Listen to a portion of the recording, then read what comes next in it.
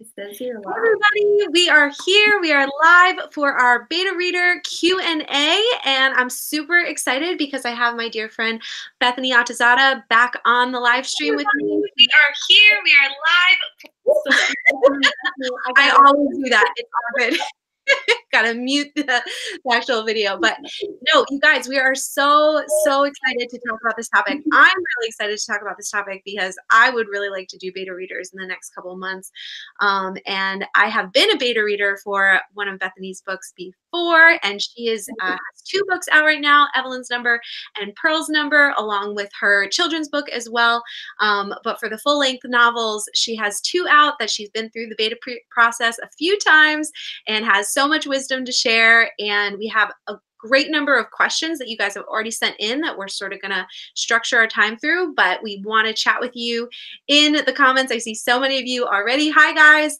And we definitely want to sort of weave in some of the comments or some of the questions that you guys have as we are going through this. And I also want to say to anybody who is watching the replay, definitely feel free to add any more questions in the comments below, because we definitely want to chat with you after this is over. So Bethany, I'm so excited to be here with you again. Yay, I'm so excited too. This is going to be fun. You guys, I told Brittany this, but this is my favorite thing to talk about. So it's so much fun.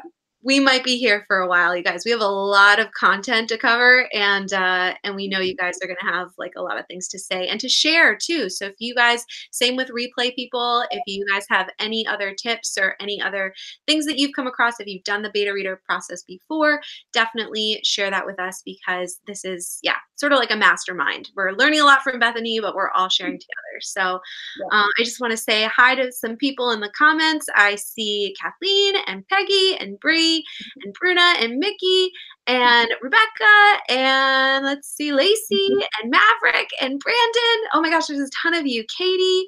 Oh my gosh, we're so glad you're here. Yay. Hi guys. Cool. Okay, so we are gonna, I just want to like get started because we have a lot of so guys, yeah, just talk with us in the chat box and let us know your thoughts as we go through this stuff and add in any other questions you have. All right, here we go. Starting with the first question, Bethany. We have, what are beta readers? So just like a generic explanation a little bit. What do they do and what don't they do? Yes, love it. Okay, so beta readers are very much like the beta test group. So it's like getting an idea of what your readers are going to think of your book. And it's like the way that my professor used to describe it was always like, what would people's reactions be if you didn't change anything? Or like another good way to think of it is, oh, how do I say this? It's like getting everyone's opinions on your book and finding out all the problems you possibly can so that you don't find out after you publish. Like, it's not like, to cover what it's not, it's definitely not about getting praise and getting like, oh, this is amazing, thank you so much, like as much as we want that. It's actually mostly about finding as many problems as you can in a nice way so that you don't get embarrassed after publishing. But I do also want to note that it's not really an editing, it's not really like an editor process. It's people with just like a reader's opinion. You're just finding out what your readers are going to think. So it's not like fully editing your book. It's not like detailed stuff. It's typically very developmental, big picture, plot hole type stuff. So yeah. Yes. No. So those are like the basics, guys. Yeah. And Bethany, feel free to add anything else that you think of as we go through this. But yeah, and let us know in the comments, guys, if you thought that beta readers were something different or if that makes sense to you guys. But yeah, you definitely want to get sort of that group together to figure out all of these things, yeah, before you go public. And that sort of leads into our next question, which is, why should I do betas? What are the benefits, Bethany, and what should we know about them? Definitely. Okay, so I kind of talked about finding out what your target readers are going to think. Finding out, it's okay, kind of picture like a food test group. I'm going to side tangent here for my notes because I'm already like, I'm so excited about this.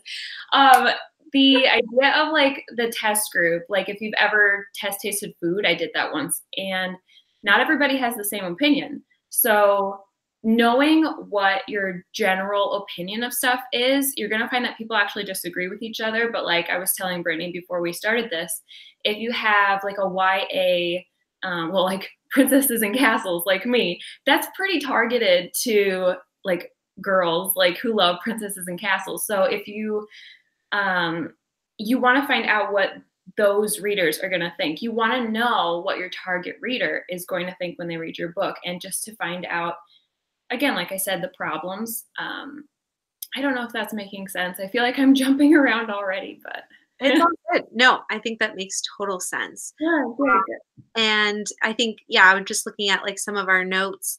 And you were mentioning, yeah, that some of us like are perfectionists. But you know, we what did you say here? Yeah, you can't know, you can know that there's problems, but you still need to send it to betas because you don't know how to fix those problems. So some of us, yeah, that are on that other end, it's just like, yeah, you need to like sort of have those people to give you that feedback, even when you know that there's stuff still to fix, right? Absolutely, absolutely. Yeah, because that's like the next section, which is the when. It's like, when should we have beta readers? No, that was perfect that you brought that up. It was like seamless transition because it's like, when do we actually implement them? Some of us want to like throw our first draft at a beta, and some of us are like, I don't think I can ever, ever, ever send it to anyone. So knowing when to send it it's tricky, but I think that you can consider, like Brittany just said, how many problems have you found that you know how to fix, and fixing all of those, because you don't need a beta to tell you what you already know. And then once you've gotten to the stage where you're like, you know what, I fixed everything that I can figure out, even if you still have problems, and you will have problems, you can have your betas help you to figure that out. Right. Figure out the answers. Yeah, that was good. Super valuable. Sorry, yeah, I jumped the gun. I'm like, oh, perfect. I got excited too. Don't worry.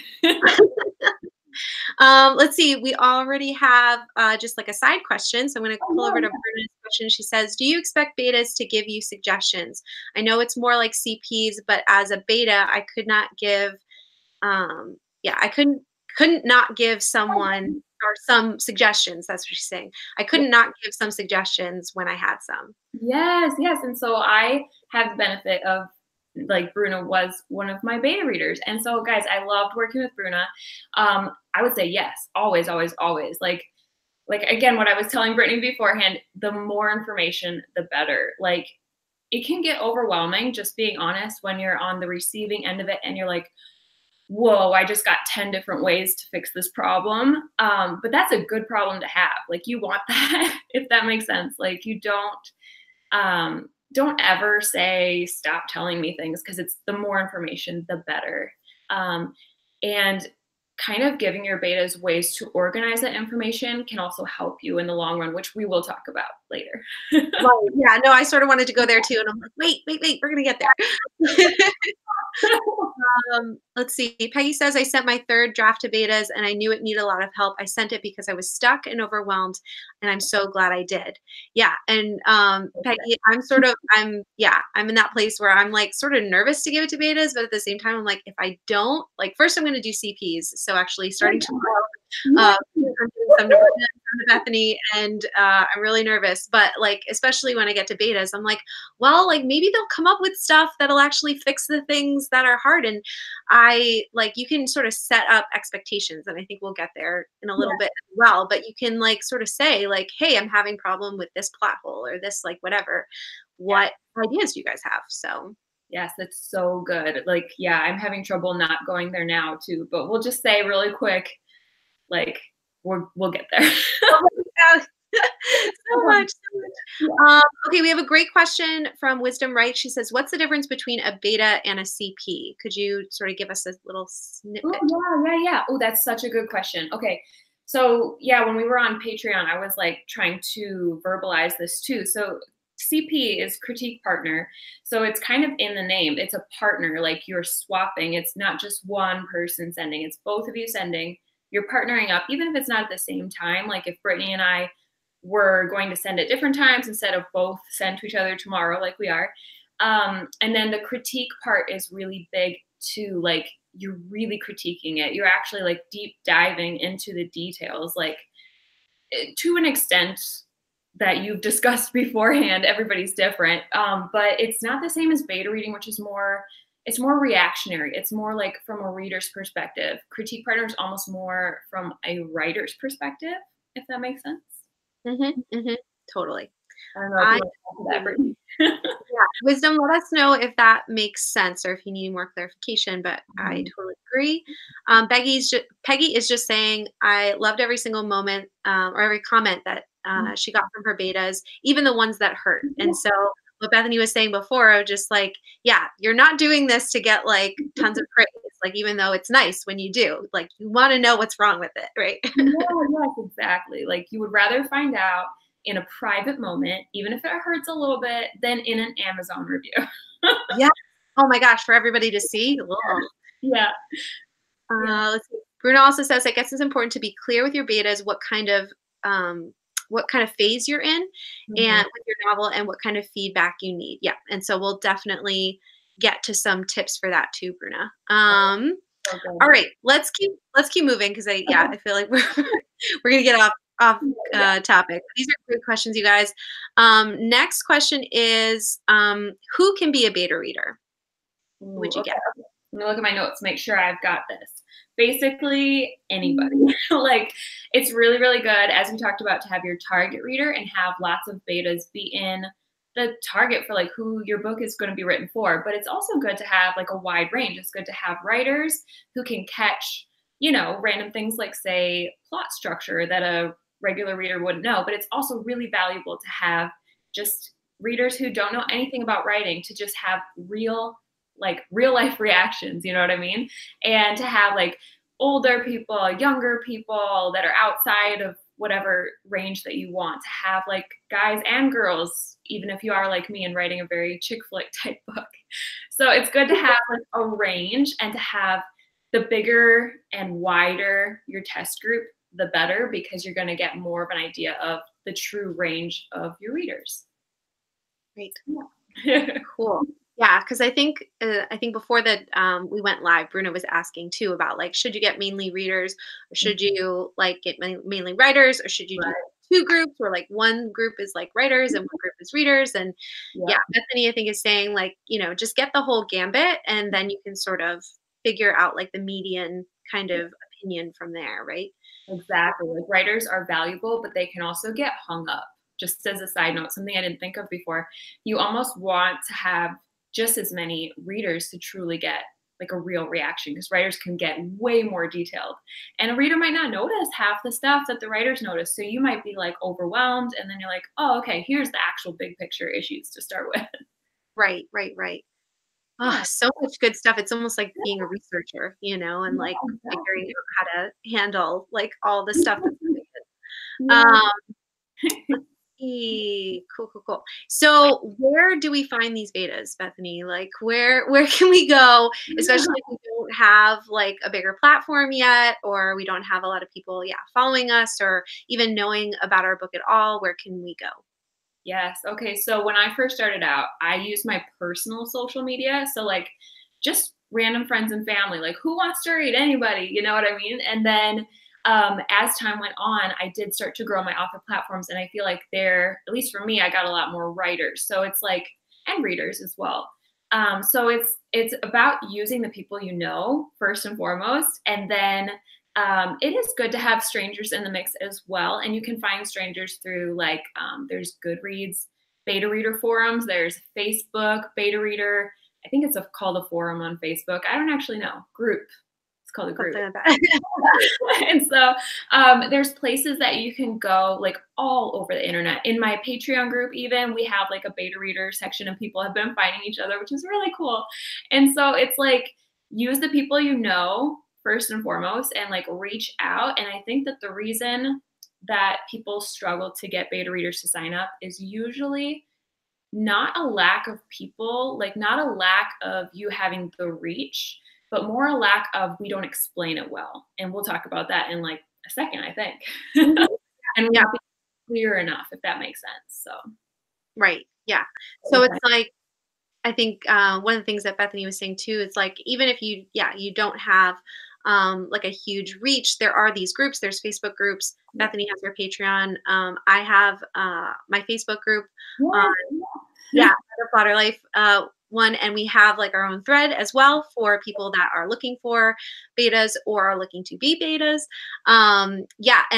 But that's another reason why I have been so adamant about figuring out my platform and building my platform even before my books are published, because let's see, I've started my platform about a year ago, and I started a newsletter and sent out a newsletter was it today? I think I sent it out today, asking people for numbers, and I already got like 15 responses of like, hey, yeah, I want to do this, so, and I don't have any books out, and so I think that, just as like a side note, like definitely, even if you don't have any books out, like pay attention to your platform. I have a lot of videos on this channel, and Bethany has a lot of videos on her channel about how to build your platform, and it really does help too, to just progressively do that, so that when you do have more books coming out, you can reach those people as well. So yeah, and I should add to that, like that just kind of confirms for me what I've been thinking, that it's very relationship based. Like people will be a lot more likely to sign up if they already know you, if they already have like that trust in you and that relationship of like, oh, they're writing something cool. Well, I've been hearing about it, so I'm pretty sure it is cool, Yeah, exactly. And if they know you personally, then they know that they're going to enjoy like working with you too, and like responding to what you have. So that we're not like crazy and we're going to like be like, read this book right now. Right. Totally. No, the relational piece, that's like a huge, huge key part of it, I think, for sure. Definitely. I'm just going to go. We have a lot of comments coming through, so I'm just going to sift through and try to see if there's anything related. But Christine says, how integral is it to have betas if I plan on traditionally publishing and having an editor from that process? That's a really good question. Oh yeah, can we pause and talk about that? Because that's really good. Really good. Oh gosh, I'm like trying to think where to start. My mind is like, whoa. So okay, traditionally publishing, I don't personally know a lot, so I'm not going to act like I know everything at all. But from what I've heard from people who are traditionally published, first of all, editors and agents, or not editors, publishing houses and agents aren't expecting perfection. Like they know it's not your final polished story. It's not the publishable book. And they always, always have an editor who's going to work with you. So knowing that, they are definitely less picky. You know what I mean? But having said that, I think the more polished that your book can be, the better, honestly. Like the more polished, the better. And so beta readers cannot hurt. I mean, they might take a little time, but they're going to catch things that once you've been in your story long enough, you just don't see it anymore. Like I'm just going to tell like a personal story really quick. There's this instance where I had them driving in a car for 3 days and I didn't even realize they'd never gotten gas, and it's like just things like that, big and small. Totally. Series are amazing. So I would recommend it, but it's personal preference. Yeah. And I would just say too that and again, I haven't gotten to the query process yet, but everything that I keep researching and hearing is that, you need to have a strong story in order for an agent or publisher to even consider your story.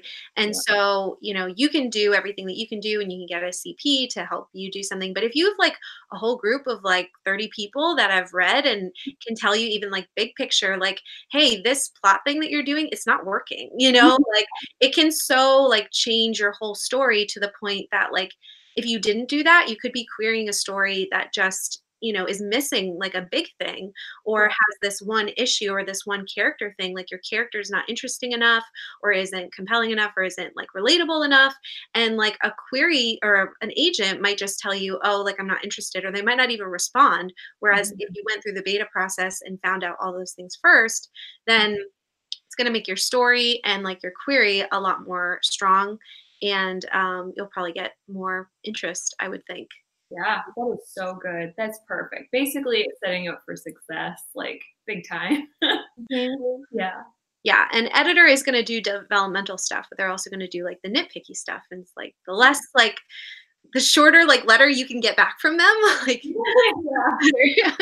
Right. And is it true, Brittany, remind me, and then we can move on for this, but is it true that sometimes agents will give you a letter that's like, I will consider this if you fix this, this, this, and this kind of Yep. stuff.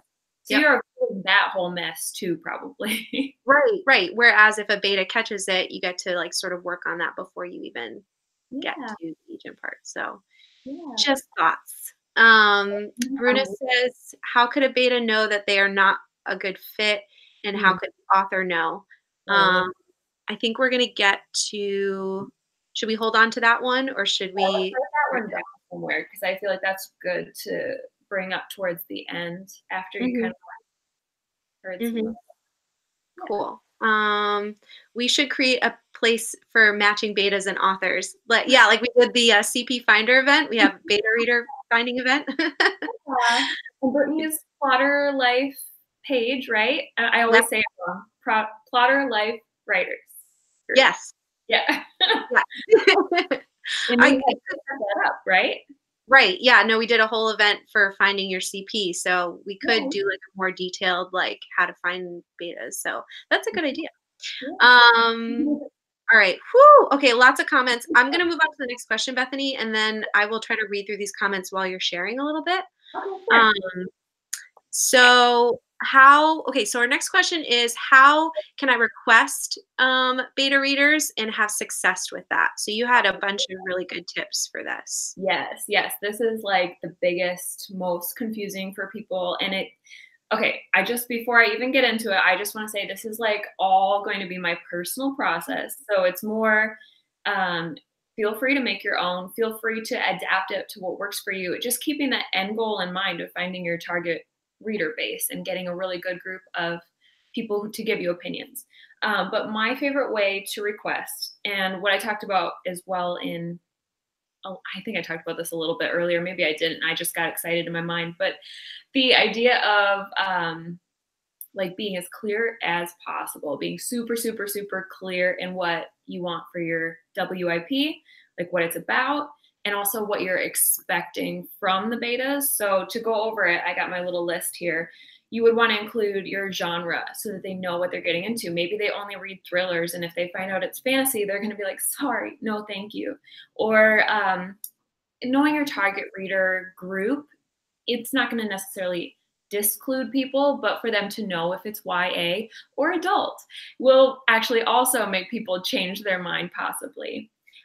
Giving them, my third one is giving them an idea of how big the book is and how much reading is involved. So this is not typically to give them your word count, because if they're a typical reader, they're not going to know what the heck that is. They're going to be like, what is this? I don't understand. So giving them like a comparison book, like for example, with the number series, I could say Evelyn's number is about the same size as the Hunger Games. And then, so that was the third one. The fourth one would be to include like a little bit of what it's about, the synopsis, that kind of stuff. My fifth tip is actually one that I forgot to write down, but if you're able to, and if you're comfortable, including actually like the first chapter or even 2 chapters, it can really help people to like sift through the people who are interested and people who are not, if they can actually read your work and see, like, I just found out recently people don't always love first person, and my book's in first person, which I'm excited about. But like if somebody's not excited to read that, no worries. Then like that can help you know, don't sign up for my book. And then what else did I have? Your expectations, being really clear on like when you're going to send it, what your deadlines are, start to finish. And they can be tentative, but just for them to know, like for instance, if this is pretend, I'm like, okay, we're going to read now through December 31st. A lot of people will be like, sorry, I am out because there's Christmas going on. Great. And you just want to be like really, really clear on, oh, my other favorite thing to be really, really clear on is what kind of feedback you're looking for. With my first ever beta process, I just was like, hey, I just want feedback. And I actually had at least 3 people bow out. I think it was 3 people because they wanted to give like spelling feedback and grammar feedback. And I was like, oh, I'm so sorry. What I'm looking for is developmental, which again might not mean anything. So look for words that are going to make sense to everyone. Plot holes and issues and problems and like reactions. Use words that like will help them understand what you're looking for, but are clear to everybody. So Right. I know that's a lot. And then also setting the tone. I think that was my other point, to always set the tone for like how you're going to do the process. So for me, I want to be very, very, very thankful. Like betas are doing me a huge favor and I really, really appreciate them. So coming out strong in that and just being very thankful from the get-go and just being like, this means so much to me. If you want to read, I'd be very, very thankful. Yeah, I think that's everything. I hope you guys are taking notes because there was a lot of good stuff in there. And if not, you can always watch the replay and catch them after.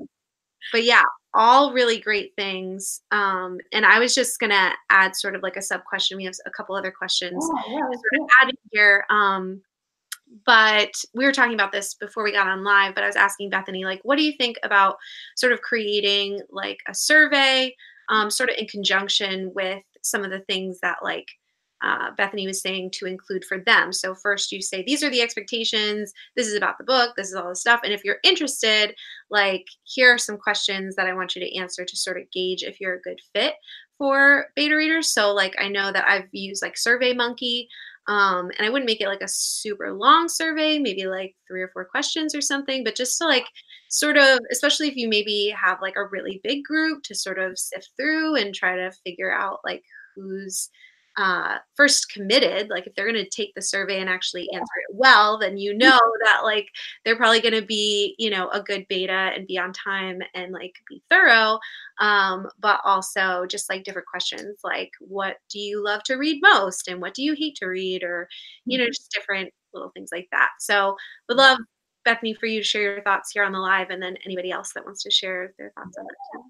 Oh, perfect. Yeah. If anybody else has thoughts, by the way, I should add that on, like, if you've done the beta reader process before, if you've had like a lot of people come in, how have you sifted through that? And I'm very curious if anybody's ever turned away betas. I personally haven't, but Brittany and I were talking about like, what do you do if you know that you have too many? That's kind of what you're talking about. And like, yes, the first thing is to do that questionnaire if you want. And I think our main thing when we were talking about the questionnaire before we started was to find out, use questions that will help you figure out who your target reader is. Because obviously, again, I'm just coming from personal experience. If you have a chick flick type book and you got a small number of guys who signed up and you know that you have to say no to a few people, you might have to be like, sorry guys. And then Brittany and I talked about how like you can always, always, always have options like maybe, hey, I'm so sorry that we didn't have room for you to be a beta reader, but I do want to do ARCs in the future, so let me know if you're interested and stuff like that. And have like follow-up stuff so they can still be involved in your journey. And you could be like, and maybe I'll do a round 2. That was something else that Brittany and I talked about. Maybe if you happen to have too many beta readers sign up, that's a good problem to have. Maybe you can utilize them all and do 2 rounds of betas. Yeah. I don't know if I answered that question very well, but let me know if you need a follow-up. For sure. Yeah, no, I mean, I got it. And I'm sure that people will, yeah, definitely let us know in the comments, guys, if you have any other questions. I know that Shelby was asking, how do you pick trustworthy betas? And so, Shelby, I don't know if you're asking to like, for the purpose of like knowing that they're not going to steal your work, or just trustworthy in the sense of like they're actually going to get back to you on time. But Bethany, if you want to like sort of respond to either of those. Yeah. Okay, which one should we do first? They're both really good. Maybe just like knowing that, yeah, or like sort of saving and protecting your work a little bit, especially with people that like you don't know. Yes. Okay, so that is actually one of the most common questions is like, will people steal my work if I send it to them before publishing? So just so you guys know, I don't know what it is in other countries, but in the US, your work is copyrighted from the moment that you write it down. So it's yours, it's copyrighted. But of course, us writers can be a little bit worried still. So there's some precautions you can definitely take. If you're just stressing about it, you could start emailing it to yourself so that there's a timestamp on it, so that if anything ever came up in the future, you could be like, well, this is clearly when I started writing it. When did you start writing it? You know what I mean? But as weird as it sounds, I'm not that worried about it. And this is something like, because I was worried about it when I first went to beta read. I was so stressed about this, and I think a lot of people are. And then I just heard this somewhere that it's like you're giving them work that's not really that great yet. So if they want to copyright it, good luck. Have like, it's not that great yet. And like, who really wants to? Anyway, you guys get the idea. But then there is one final measure that I like to put into place that just makes me feel better about like having developed a little trust with the betas throughout the process. And we will talk about this more for sure, Brittany, but sending it in chunks is my personal way. So you could send the whole book out and just hope that it goes well. Or you can send it in chunks, whether it's like a third or a fourth or a fifth, it doesn't really matter, but like you're sending out just the first chunk of like the first amount of chapters. And then if people respond with the questions, if they answer the feedback, if they are interacting with you and helping you out as a beta reader should, then they get the next chunk. So that kind of weeds out anybody who would want to steal because they're not going to put in the work to do that. They're just not. Right. So that's a really good point. Yeah. So we'll talk more about like how to send it out in a minute too, but that's just a little teaser. Yes. No, so good. Okay, you guys, there are so many comments in the chat. I'm like my brain is blown up. So this is what I'm going to do. I'm going to move on to the next question with Bethany. And what I would love for you guys to do is if you've asked a question that hasn't been answered yet, if you could put it in the chat box with like a Q and then a colon and then your question, then it'll just like sort of highlight it in the chat for me and I'll be able to sort of pull it out and be able to ask it at the right time. So sorry if I missed questions before, but if you could do that in the chat, just put a Q and a colon and then your question and just repeat it one more time for me, then we will be sure to answer it. But let's move on for a second and yeah, sort of get into what Bethany was just talking about. How do you work with beta readers? And you started to talk about like how to send it out and like not even just like in the chunks are big, but like, you know, do you send it through what format and different things like that? I'm gonna let you take it. Yes. Okay. So yeah, kind of just continuing the chunks method, as I'm gonna call it, which is horrible. That's so gross. The idea of the chunks, yeah, I should call it something else. That's what I've always called it. The rounds, actually, that's what I used to call it, right? When I used to send to you, I'd be like, this is round one, round two. In my mind, though, I was always saying chunks, just so you know. But anyway, side tangent. So yeah, it helps because there will always be people who fall behind.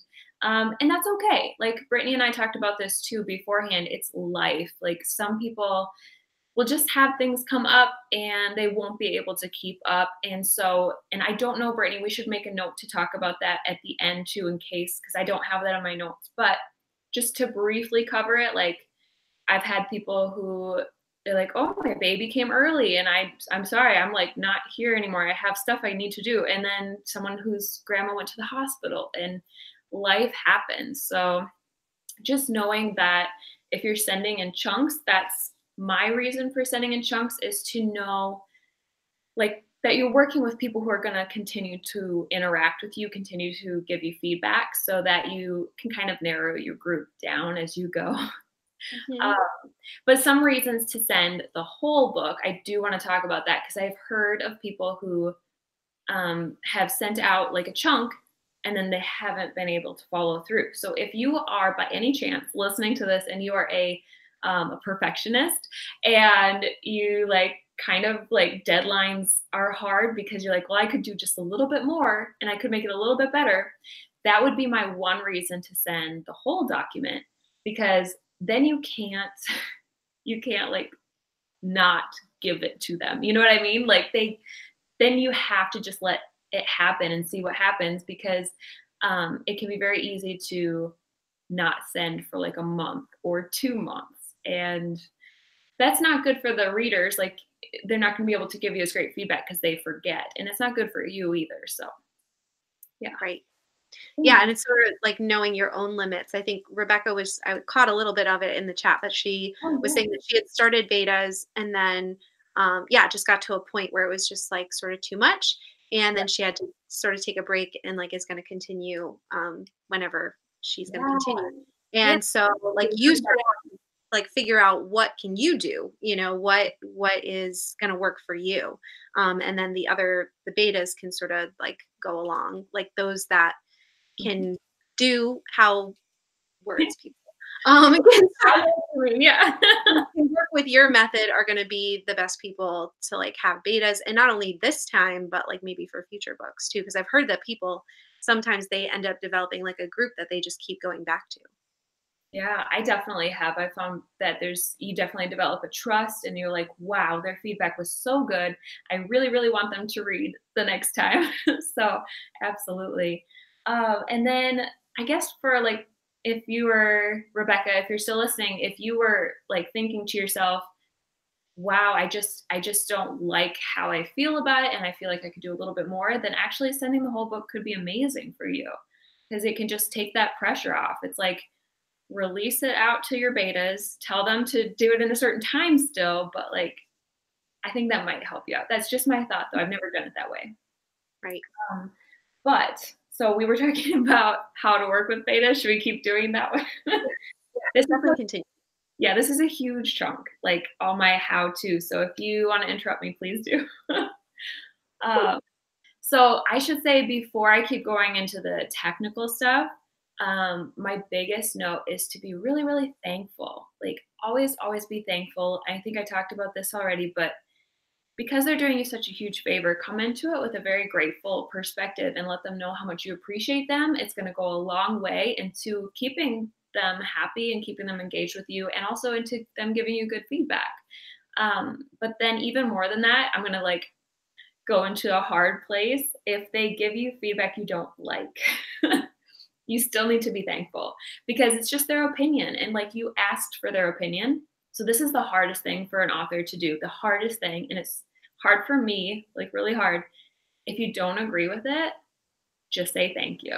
Like I should have put that in my notes, but I'm glad it came to me because yeah, we asked for their opinion. So we need to be grateful for it, even if we don't necessarily love it. And just a side note, the funny thing is, about a day or two later, you might find you agree with it. You might find that after you get over the emotions and the hurt, that you're like, oh crap, they're completely right. So it's really good to come into it with, because I have had betas who were not are a long time ago, who were a little too harsh.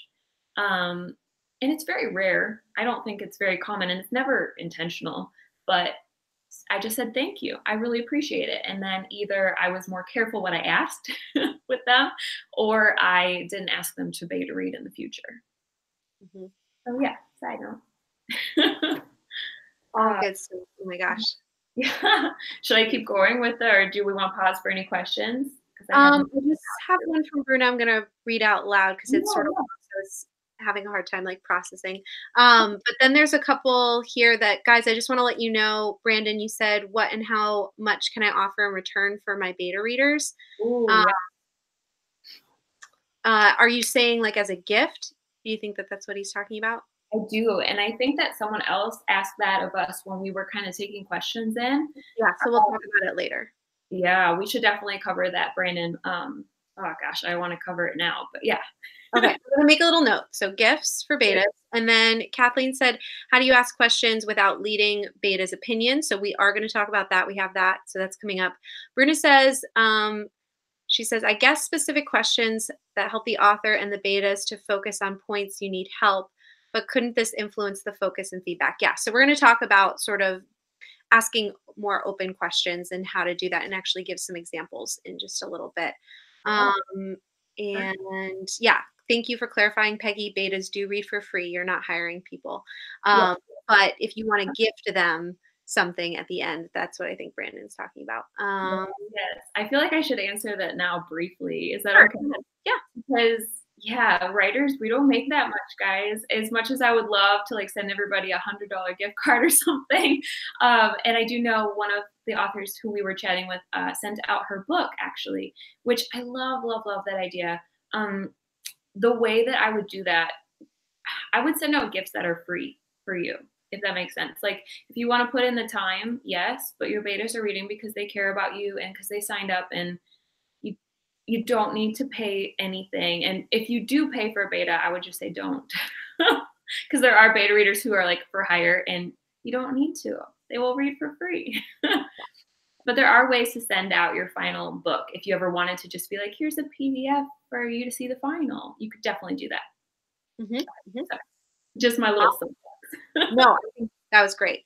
Awesome. Well, I think you have a few more tips for us for this section. Do you want to continue with that?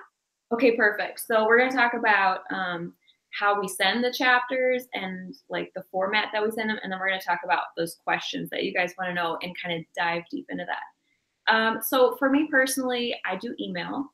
I'm pretty sure email is going to be the main way, but if anybody wants to put in the comments another way, let me know. And then I just wanted to note some fun stuff for you. If you choose to use email, you can use the BCC function so that you're like, they can't see who all you're emailing, which sounds like a random little note, but I used to, when betas would reply to me, they would reply to everyone. And so that prevents that from happening. So nobody's getting tons of personal emails. And then another thing that I would note is to give it a really easy subject line for both you and them to search later. So like a good example would be beta reading 4 and then your book title, and then like round 1 or round 2 or whatever, so that when you're coming back to find feedback, you don't have to be like, it's all titled the same or something like that. So yeah, just kind of break it up. That really helps to organize. The more organized, the better, basically. So the next one is the like how you actually physically send it, in what format. I like to do Word docs, but I know that a lot of people love Google Docs. I think, Brittany, you like Google Docs, right? I do. I haven't, used it for betas yet, but part of what, and I don't know if anybody in the chat can clarify for me, but I know there's a way to make it read only, but you can still have the comment feature happening. Okay. And so, but guys, I don't know if any of you have done that, but then like, how do you have people like comment in there, but not see each other's comments? Is there a way to do that? Let me know. That was my only question. But that's a really good question. And I wish that I knew. I feel like I have heard of one person who used Google Docs and they had to just duplicate. And then you would probably title it like each person's name, and then you'd know who's leaving the comments. I did hear of one person who used Google Docs and they just were like, everybody leave comments in the same thing. If you want to do that, fine. Like I said, your process is your process. The reason that I wouldn't do that is the same reason that I wouldn't use certain questions, because you don't want to lead your betas. Right. So if you're finding out, and we're going to talk about this, if you're wanting to find out like the general reactions, it could be that just one person would have thought something, but because everyone else read it, they're like, oh yeah, me too. Oh, I agree with that, you know? Right. And you want to get real reactions, like what they actually think without any influence. So that's just my opinion. Agreed. Yeah. So then we were talking about how if you use Google Docs, you can do the read-only feature, which can protect you a little bit in that copyright feeling, like if you're a little stressed about it. And then you could use a PDF. You could use a Word document. A little side note on Word documents, if you've never used this, there's this feature, I think it's just a comment feature, where you can actually click comment and like directly leave it on the document, which is really cool, but it can be very stressful if you have a lot of betas. So just keep that in mind. Like if you have 5 people reading, you could probably sort through that okay. But if you have 30, it's going to feel like too much. Mm-hmm. So, okay, I'm going to keep going. Is this still good? Is it still? Yeah, keep going. Mm-hmm. Okay, so let's talk questions. And I would love Brittany to like hear your opinion on each of these questions from like the beta reader side, because you've gotten all of these questions from me. So the first one, and I should just, before I start, don't let your questions lead the reader. I think we mentioned that, but it's good to be careful. Like, for example, I used to ask the question, this is like shame on me. I used to ask, is this person boring? Is this person like flat. And you're basically leading them to be like, oh, you know what? I think they are. And like, same thing as with people seeing each other's comments. You don't want them to be led to an opinion. You want it to be their actual opinion. So my first question that I typically would do is, what is your initial thoughts? And I like this question because it's very open-ended. Everybody has different thoughts, but it's really fun when people have like very similar thoughts. Like, oh, I loved this scene. I loved this moment so much. And you see that repeat, you know, you did a good job. Or vice versa. Like if it was and if they're like, oh, this moment really was weird. So I don't know. I feel like that's a good question, and I'll probably continue to use it. I really like that question, yeah, because especially if like what I want to say doesn't fit in any of the other questions, I still have a place to like be like, wait, no, I want to tell you about this. Yes, exactly. And that's why I love starting with it. And then I'm going to kind of skip because I also like to end with a very open-ended, which is any other thoughts. Yeah. So you kind of like start and end with it so that they can, you know, immediately give all their answers. But then if more comes up as you've been asking them, that can be like, oh, also this, you know. Mm-hmm. That kind of help. So then my next favorite one to do is, what is your favorite scene, the one that kept you on the edge of your seat, and why? And I always make sure to say, and why, because like I need to know why it worked. Was it the way I wrote it? Was it just like a really funny scene? You know what I mean? Like it helps you as a writer to learn what you're doing well. So this is very good for like your learning process, as well as to see what you don't want to delete. And then the next one is like the flip side of that. And I keep these separate because I think they are separate questions. I ask, what was your least favorite scene? The one that was like either most boring, most confusing, or just most frustrating to read. And again, why? So always figuring out, again, this is teaching you, but this one is also telling you what you might want to delete and what you might want to just be like, see ya. Yeah. The next one, and these next few are ones that I might not keep, just so you guys know, because I'm kind of like feeling out my process still, and you'll probably be feeling out your process as well. And you can change your questions as you go on. Like if you did round one and you don't like some questions, just leave them out the next time. My questions were, what were your thoughts on, and then I would put blank character. So like the main character. That's okay. And I'll ask you in a second, Brittany, what you think, if you would consider this one or not. I haven't decided. But then I was leading my betas where I would say, is she coming across flat or boring in some places? Because I felt like she was. But why was I leading them? So anyway. Right.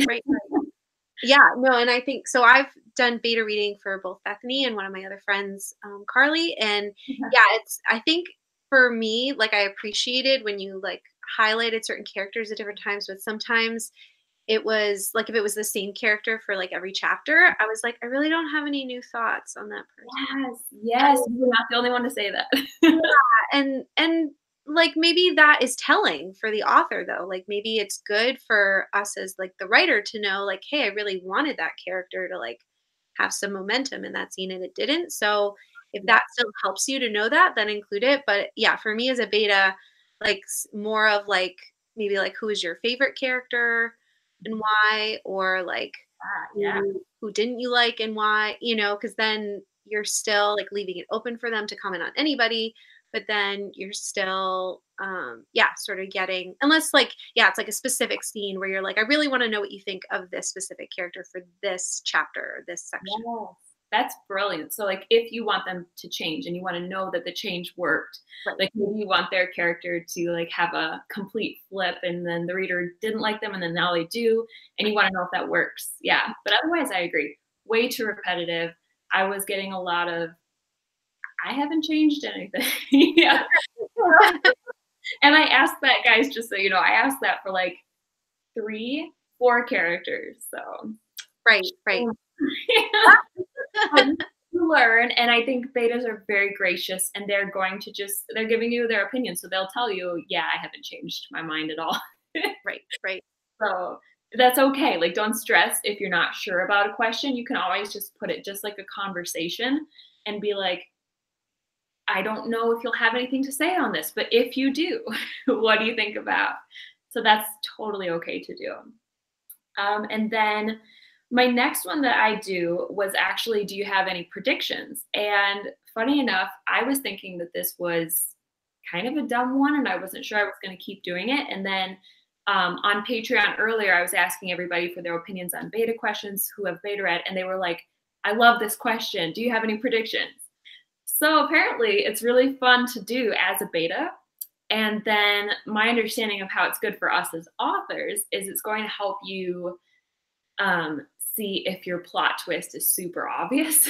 It's going to help you see if you need to put in more foreshadowing, if they have like a total different idea of what's coming up. And every once in a while, my favorite one, it will help you have a totally new idea that you like way better than what you did. Yeah. So I don't know if you would use that one, Brittany, but I love that question. No, I think it's a great question. I think, yeah, for you and for Carly, it was sort of like, sometimes I was like, I don't know. I really don't know what's going to come next. And I really have nothing. But sometimes I was like, ooh, I think like this is going to happen. And it's sort of cool to like have that record or to have thought about it and then to see if like I'm right. So I think like for betas, it's sort of like a fun game of like, how much can I figure this out? And how much is she going to like totally surprise me? I love that. I love that so much. So maybe then thinking out loud, it would be a good question to intersperse, but not use every single time. Like if you know something's coming up and you could see if that would be a great time to use that question. I don't know. Yeah. Or every time, and you could just be like, if you don't have an answer, that's totally fine. Like optional, like, or Yeah, exactly. For the people who like to play. And then I had, and I don't know, I'm curious to pick your brain, Brittany, but I had, were there any confusing or cheesy or redundant sections? And so that, now that I'm saying it out loud, might be leading them. But at the same time, it's open to like any sections. It's not labeling a section. Right. I think confusing is really key. Like to know like if anything was like confusing. Because you could say, oh, I didn't really like this part. Yeah. But maybe, or I think like sometimes you asked, could you visualize this scene? Oh, yeah. I think that was, and I don't know if you were going to say that separately, but I thought that was really smart because like sometimes I wouldn't think to like actually comment on it, but it was true. Like I was like, oh, actually, like I had a hard time picturing this scene, and it might be good for you to know. Yes, absolutely. Oh my gosh, that makes me think of another one that's not on here. But again, I was chatting with my Patreonites, I don't know the word, beforehand, and I was like, we were just talking about how every author has different weaknesses. So actually, like for me, visualizing a place, that was a really good one because I don't know if I'd call it a for sure weakness, but I definitely had some weak spots. So including the question, were there any places you couldn't visualize what was going on? That again helps you as just a writer in general. It makes you see like, oh, maybe I struggle when I'm doing fight scenes. I struggle to actually set the scene, or maybe the emotional moments are all just sort of talking heads, and then we were talking about how you might want to think up what are your weaknesses and actually create a question that is around that weakness. For me, for example, I'm not super great with character development. Like it's just not my favorite thing. So to create a question that would kind of like surround how is the character development going, if that makes sense. I don't have it all prettily worded yet, but you know what I mean? Right. Yeah. Do you feel like this character, I don't know, is like growing, or do you feel like they're like a fleshed out character or something like that? I don't know if that's like too leading to, but.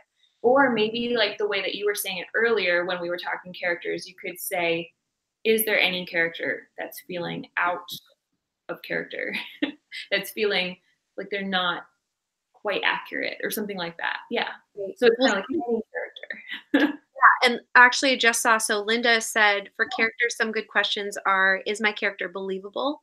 Why or why not? So that's still like broad, without like leading them to say like negative things necessarily. Oh my gosh, Linda, I'm going to use that. I love that. And the why or why not. Yes. Oh my gosh, I'm reading it now. That's crucial to all of your questions. If you can add a why or why not, it's annoying as the beta reader to read that, but as the author, you need to know. Like, you really need to delve into understanding why they feel the way they do. Because first they're laying out their feelings, then they're laying out why. And if you understand why, not only can you actually rewrite it better than if you had no idea why. You're just like, oh, they didn't like that. That's weird. And, you can actually understand, oh, they're coming from this personal background. And, oh my gosh, that makes sense. Yeah, I don't know if that's making sense at all, but yeah, no, I think like you can just play around with like different wording, even like you were saying, like from chapter to chapter, you can like experiment and see which one sort of brings out what you're looking for. Peggy says, does anything seem out of character for anyone? Which I think is similar to one of the ones that we were talking about before. Bruna says, or is there any character you wish to know more about? And if so, what?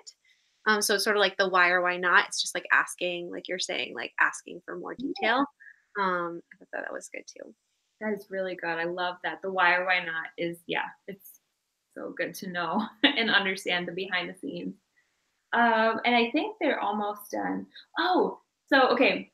This is a little funny side note, that my question is sort of like a generic change as per the chapter.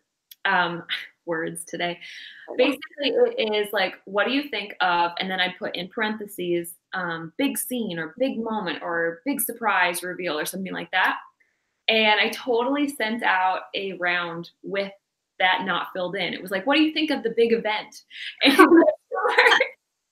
And then someone was like, what big event? I don't know what you're talking about. But if you're comfortable doing this, it's really fun to look at the section that you're asking questions on and look at, okay, what's the big moment here? Is there any just scene that I really, really, really, really need feedback on? And to actually like specify, what did you think of blank scene, without leading, of course. And then if you can add the and why. So I should probably, right after this, don't let me forget, Brittany, I should talk about how often you should ask these questions, because it just occurred to me that I didn't say. Mm-hmm. Yeah. The last two, okay, they're really just the same question, but it's on a scale of 1 to 10. How much did you enjoy the first chapter or the second chapter? So I would send out, personally, every 2 chapters, I would then stop and ask these questions. So, of course, first chapter, second chapter, every time there'd be one and then the second one. If you were to write shorter chapters, which I am now, you might want to put in these questions every 3 to 4 chapters, or every this many words if your chapters are really varying in length, which is totally fine. So then you would, of course, if you use this question, you would put on a scale of 1 to 10, how much did you enjoy this chapter, like chapter 9? And then how much did you enjoy chapter 10 and chapter 11, and like however many you have, like separately. But that's a big if, because this is another question that I'm not sure if I actually like it. You know what I mean? Because I'll just say why, and then I'm very curious what you think of it, Brittany. But first of all, everybody's so nice. And so usually the opinions would be 10, like 10, I love it. Or like, if you didn't do a 10, which was totally fine, that was the goal, then it was like, I could tell that betas would feel like, well, I did, whatever number, like an 8 or 7 or 6 on this chapter. So now I have to like compare, but it's about the same, or it's like, it didn't vary that much is what I'm trying to say. It was not very, like there was maybe one chapter that got 3s and I was like, okay, good to know. And then that was it. All the rest were like way up there, no problem. And I think you could probably gain that information from other questions.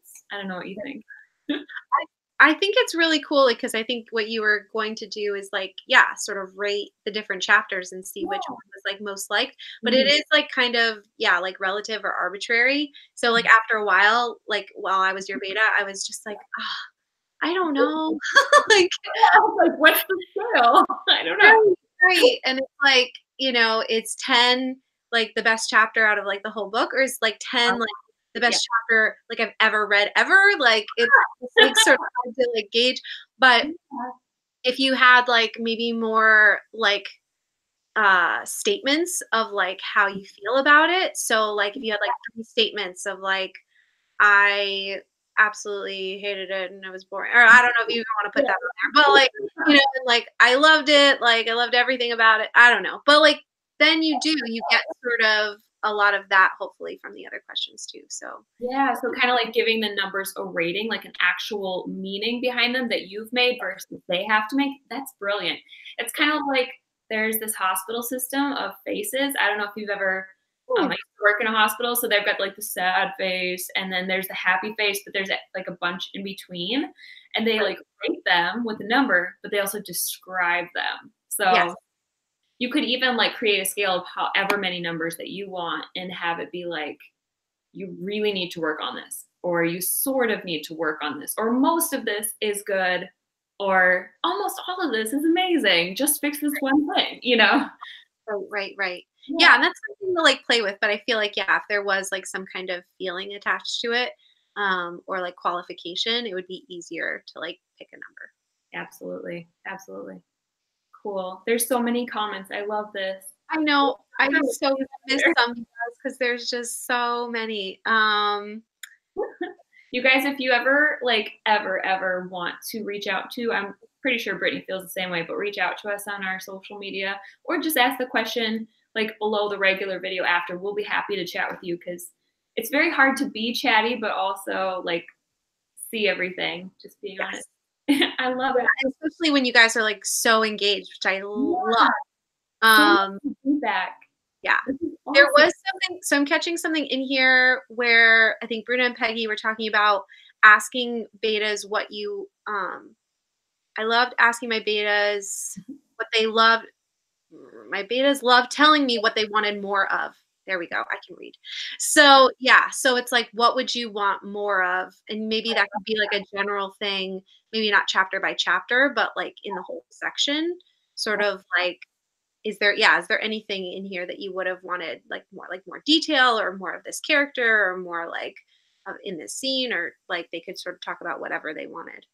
That is so good. I just wrote that down for my personal process because I'm like, yes, absolutely. Yeah.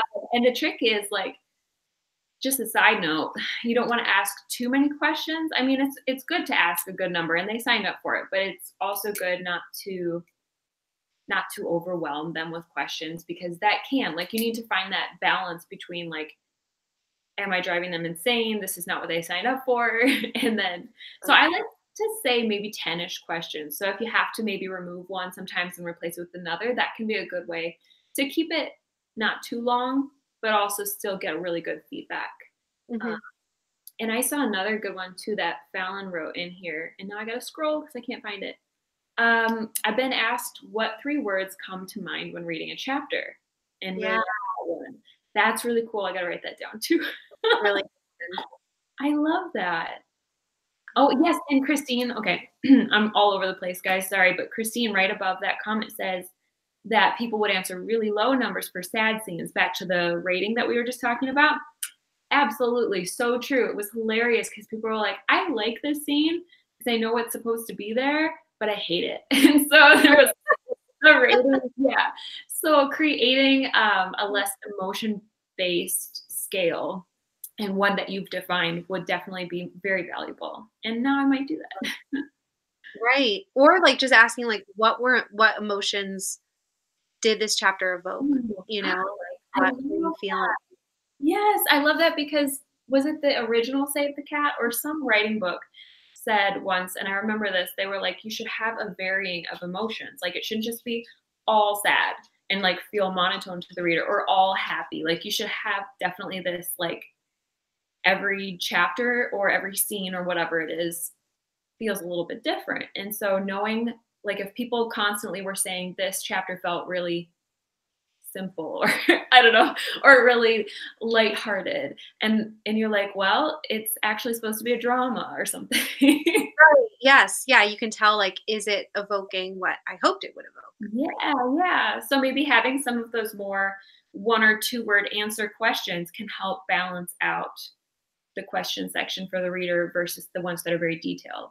Right. Yeah. There's also, so this sort of goes back a little bit to like finding good betas, but Linda was just saying, when you're trying to find betas, or at least qualify what kind of beta they're going to be, you can ask them, are you direct, indirect, very direct, you know, just so you like can be prepared of what kind of feedback they feel like they're going to bring, so that you don't go open up and read it and you're just like not prepared. Yeah. Oh my gosh, yeah. I'm like Minnesota nice. That's what we call it in Minnesota. It's the like passive aggressive. You never say anything mean here. So yeah. I love it.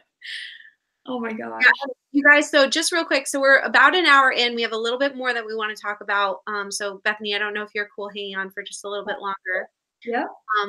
But you guys, we also want anybody who has to leave soon know that we want to do a part 2 of this beta discussion. We want to do like a 2.0, or like we have a few ideas. I think one of the ideas was to like sort of be on Bethany's channel and for her to like interview me about being a beta, and like so it would be more of a discussion around like how do you be a good beta, and like so different things like that. And I don't know, Bethany, what were our other ideas?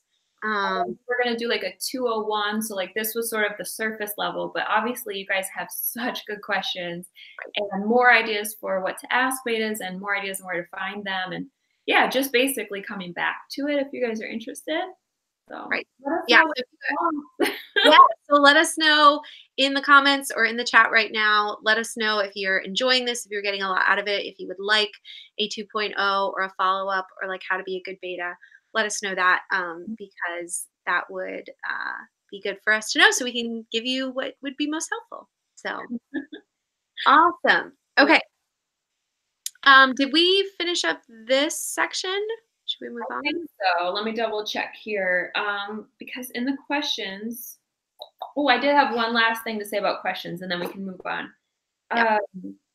So something that some beta readers brought up to me, who people have done this before, was that they don't like to know the questions before they read, which I thought was a really good thing to note. I don't know if they meant before they read the whole book or whatnot, but I personally obviously like to put in questions every couple chapters like I talked about. But you might have betas. I really think it should be your preference as the author, because you know what you need, but you might have it so that you're like, I only want to put in questions every third of the book or something like that. But just the idea of not leading them again into, as they go into the chapter, they're like, I'm watching for this now, you know, and like, I'm looking for this. So again, just getting the real-time reactions is so helpful. And then you can lead them a little bit after, for sure. Right. And it can be very telling. This is so super random, but it can be very telling if people don't have an opinion. If they're like, oh my gosh, I don't know what to tell you about your characters. I didn't notice anything. That's a good sign. That means you probably have a strength and you're good at character development. And like, you might want to then focus on other aspects like world building. Does this make sense? You know, because I didn't mention that because I happen to be a little bit stronger in world building. But if I wasn't, then I would want to focus on that. Right. Super random. Oh, all good things. And hopefully, yeah, you guys, some of you are like, you're going to go back and watch this and take notes. Because we're sort of jumping a little all over the place, but it's like, it's all good stuff. It's all really so interrelated, you guys. It's all so much like, yeah. Cool. So actually we're in our last section now. And I think, right? And our last section was, how do you then, after you get all of this wonderful feedback, how do you process it and how do you then implement it? Because that's the part that sort of overwhelms me. I'm like sort of excited to get all of the feedback and see what people have to say and sort of let go of the story a little bit and just have people respond. But then it's like, okay, now I have all this stuff. What do I do with it? Yes. Oh my gosh. So the first thing is to like go into it with your eyes wide open and know that it's a little overwhelming, but in the best way possible. Like, yes, it's a lot. And the more betas you have, the more feedback you'll have. The really, really, really cool thing about it though, is even though more people can be more information to sift through, it might take you more time, you will really, really know what your target readers think. So I personally had done 30 beta readers the first time, and that was insane. And the second time around, I did like 22 or something like that, and it was still insane.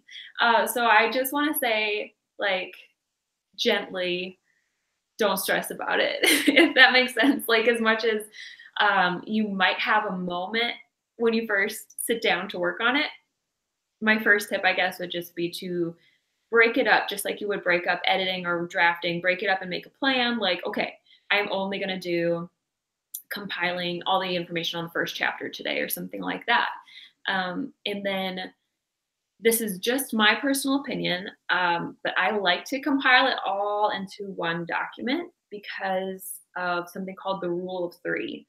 So just so you guys know, the rule of three, it's not original to me. I don't even know where it came from, but it's basically, how do I say this the best? It's the idea of if 3 or more people think the same thing and say the same thing to you, then you need to strongly consider adjusting something. It doesn't mean you have to change it the way they said. For example, maybe they're like, chapter 10 is not making sense. I think you need to fix this character in chapter 10, but you're like, actually, if I fix them back in chapter 3, then chapter 10 will make sense. So you know how you need to fix it. So it's not saying take all their feedback. It's saying strongly consider what they're saying. Like, strongly consider, because if 3 or more people said it, then that's your main audience, if that makes sense. That's your test group telling you that the majority of your readers in the future will think that thing.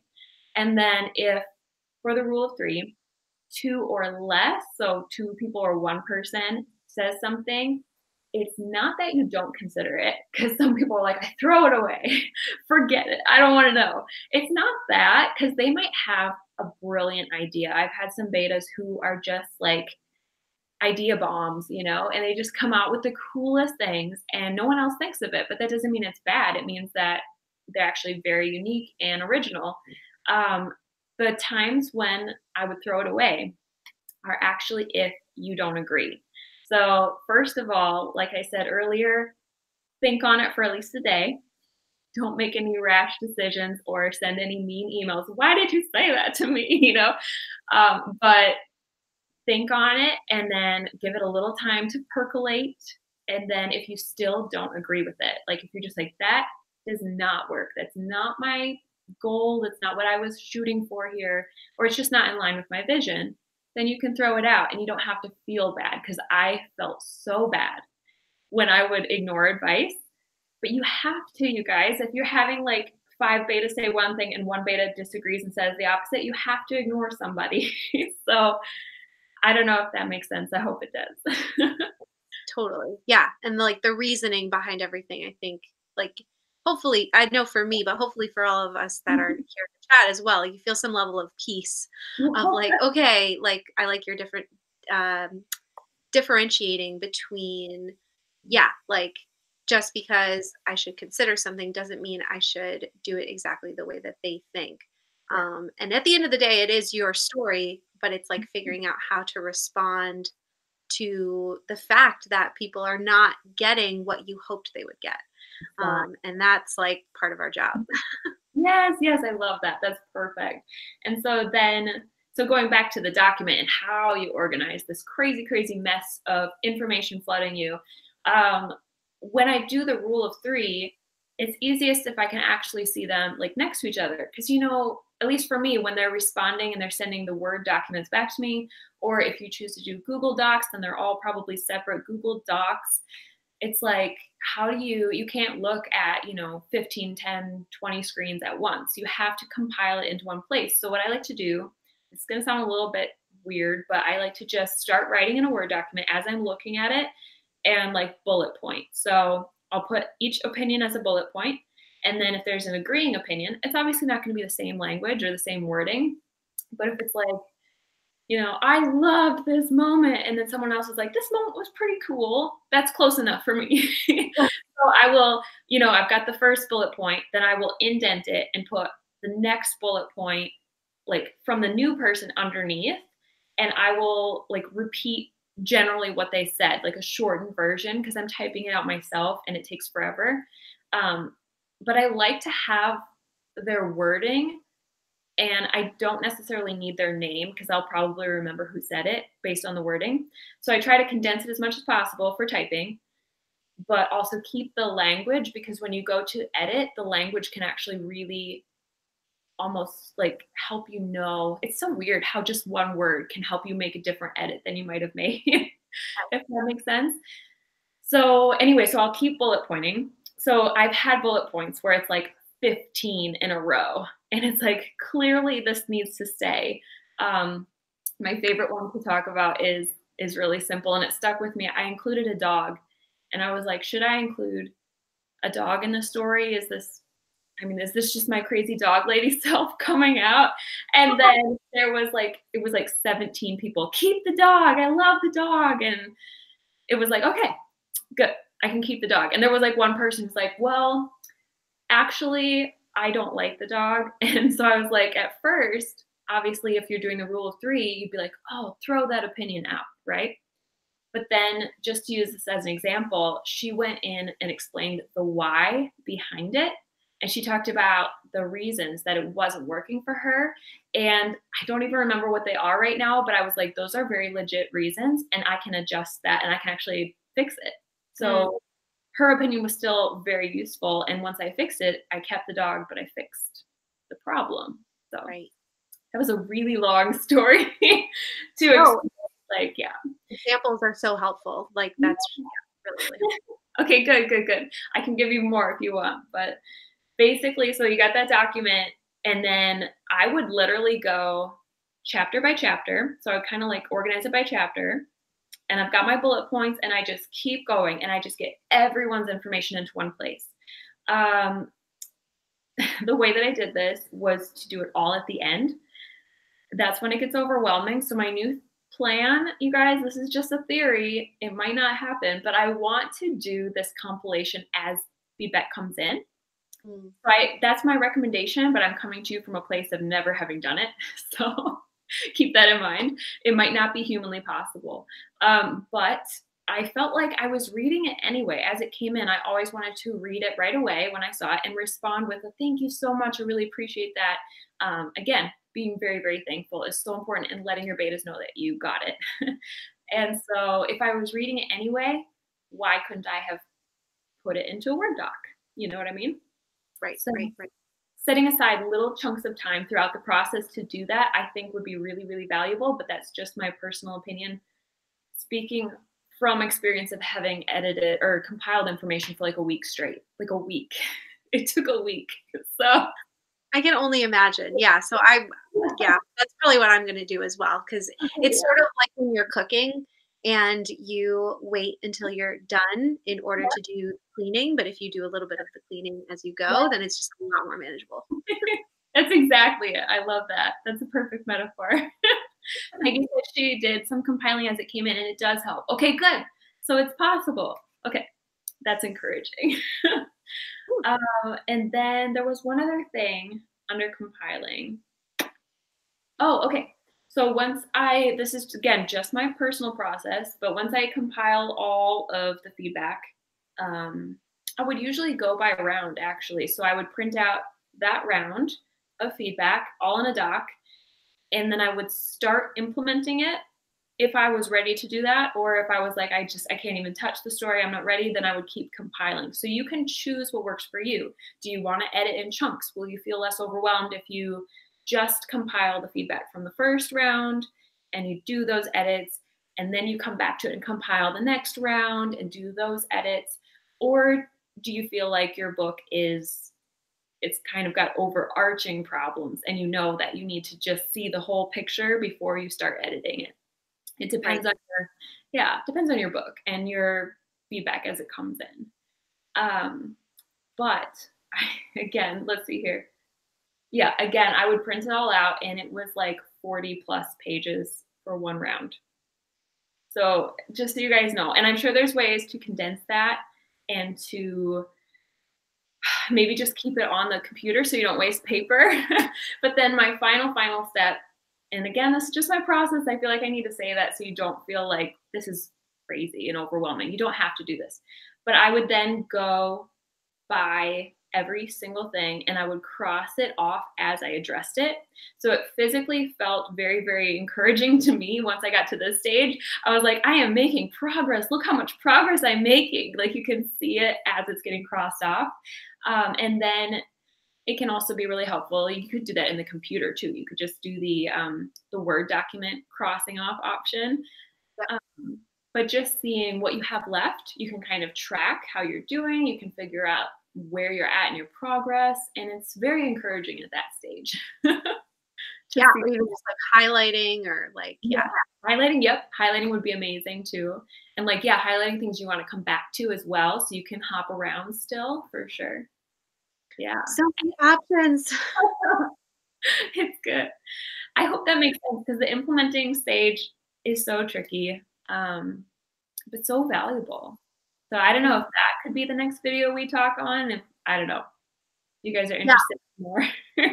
Yeah, I know that Peggy, I think it was before we really started talking about it, but she did say, yeah, I need, would love some help more on like figuring out what to do with it afterwards. So yeah, we could do like a deep dive into that more as well. But did we just sort of wrap up what we had? I think so, yeah. Yep, because we talked about copyrights earlier. The only other note that I had is how you know if a beta is not a good fit. So we could kind of go into questions if you want. If you guys are feeling overwhelmed, let me know. This is it was a lot, but guys, like I'm feeling really encouraged. I'm feeling like, okay, I feel like I have a plan. So I know like part of me like just wanted to pick Bethany's brain and then was like, why am I just benefiting from this? This should do it with everybody. So we really hope that this has been really helpful. We do have a few minutes, that we could take maybe some outlier questions that you guys had, but also definitely make sure you're subscribed to Bethany's channel and my channel to be alerted about any other beta type collabs we do, which we want to do more of. And then also we have like a top secret project that I'm not going to say anything about, but we have like this secret awesome project that we want to do together, like a continually collab series of things I think you guys are going to really enjoy. So definitely hit the like button for the video if you have enjoyed this thus far, and if you would like more, and definitely make sure to subscribe to both of us. I'll have, if I don't already, I think I have Bethany's channel already in my description, but if I don't, I will put that at the end of this live. Peggy says she loves talking shop with us. That's good. Yay. Enjoyed it. Christine says, if I do betas, I would print out a paper copy of my manuscript and pencil down as I go through my beta comments. Then at the end, I would be able to see an overarching problem before digital edits. Good point. I like it. So do you mean, who said that? I didn't catch who said it. I think Christine. Oh, okay. I see your comment.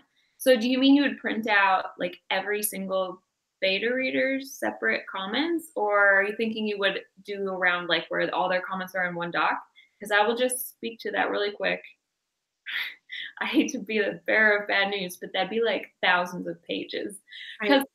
So when I printed out with the narrowest margins possible, I think I was able to almost get my book down to 100 pages.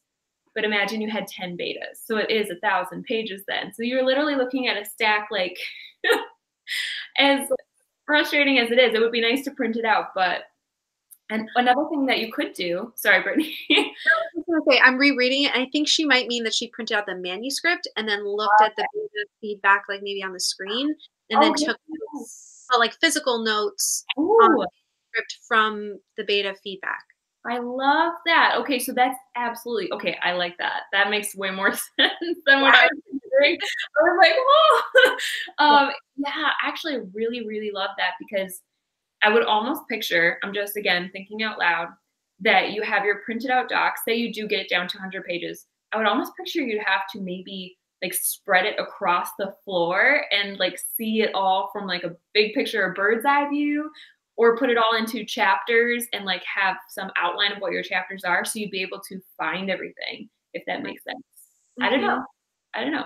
But just, I love that idea. I love it. And I was going to ask, tabs, like you could do like stickies or something for each section or something. Yes, and I was going to add too, you could do an online version of this if you really like being on the computer and you don't want to print anything at all. Like if you're like paper, no, you could use the comment feature in Word, and you could almost, if you're reading a beta's comment and you could have them side by side, you could probably use the search box and find like the sentence or the idea pretty quickly and then leave a comment directly in there.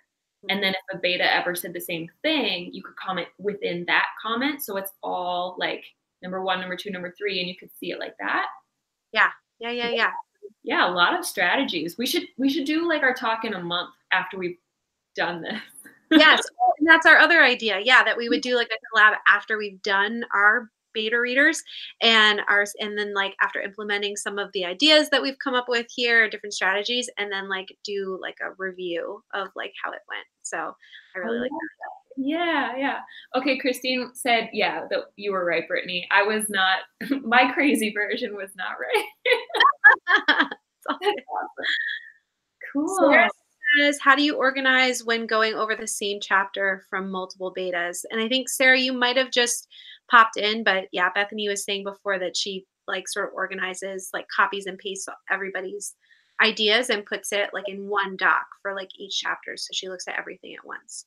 So yeah. Let us know if you were asking something different, but that should help. Yeah, that's a good way to put it, is to copy and paste. Absolutely. Whenever you can. Yeah. The short version usually, because if you're reading it once and then you're reading it again, it's a lot. It's a lot to read it. So I like to condense as much as possible. Yeah. Christine says she uses her Save the Cat note cards that you have on the wall. That's awesome to kind of know where you're navigating to, I think. Yeah. Yes, I think so. That's so smart. I love it. Cool. Oh, yeah, Sarah just came in. No worries. We talked about it for a while. Yeah, there's so much in this live, you guys. And I think just so this live isn't like too super long, we're probably going to wrap up in a minute. So any other like quick questions that you have, just shoot it in the chat real fast. But otherwise, I think we will wrap it up here. Perfect. We had so much fun chatting with you all and hearing all of your ideas as Bethany was sharing her strategies and thoughts. And yeah, we're really excited. You guys should let us know too.